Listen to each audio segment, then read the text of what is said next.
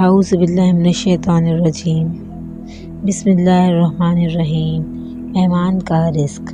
ایک سچا واقعہ بیان کیا جاتا ہے کہ کسی گاؤں میں ایک صاحب کا اپنی بیوی سے جھگڑا ہو گیا۔ ابھی جھگڑا ختم نہیں ہوا تھا کہ اس اثناء میں ان کے گھر مہمان آ گیا۔ خاوند نے اسے اپنی بیٹھک میں بٹھا دیا اور بیوی سے کہا کہ فلاں رشتہ دار مہمان آیا ہے، اس کے لیے کھانا بنا لو۔ وہ غصے میں تھی، کہنے لگی نہ تمہارے لیے کھانا ہے نہ تمہارے مہمان کے لیے۔ وہ بڑا پریشان ہوا کہ لڑائی تو ہماری اپنی ہے، اگر رشتہ دار کو اس بات کا پتہ چل گیا تو خواہ مخواہ خاندان میں بات ہوگی اور خواری الگ سے ہوگی۔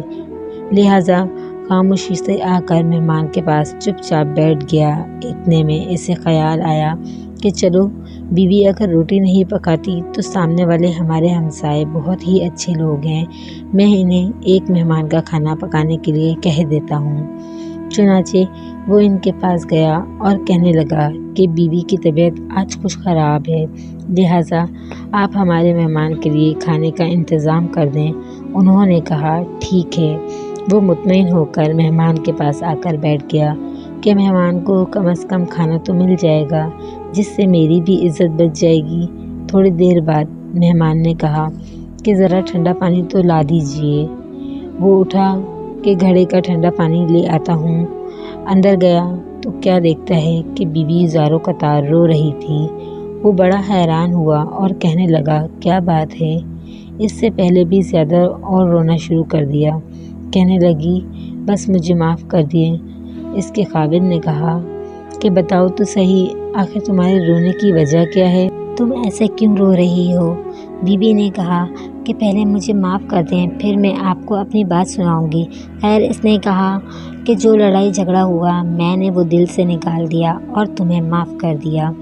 پھر وہ کہنے لگی کہ جب آپ نے آ کر مہمان کے بارے میں بتایا اور میں نے کہا کہ نہ تمہارے لیے کچھ ہے نہ میں تمہارے مہمان کے لیے کچھ پکاؤں گی، تو آپ چلے گئے، مگر میں نے دل میں سوچا کہ لڑائی تو میری اور آپ کی ہے اور یہ مہمان رشتہ دار ہے، ہمیں اس کے سامنے اپنے جھگڑے کی پول نہیں کھولنا چاہیے۔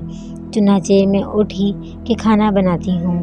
جب میں باورچی خانے میں گئی تو میں نے دیکھا کہ جس بوری میں ہمارا آٹا پڑا ہوتا ہے، ایک سفید لباس شخص اس بوری میں سے آٹا نکال رہا ہے۔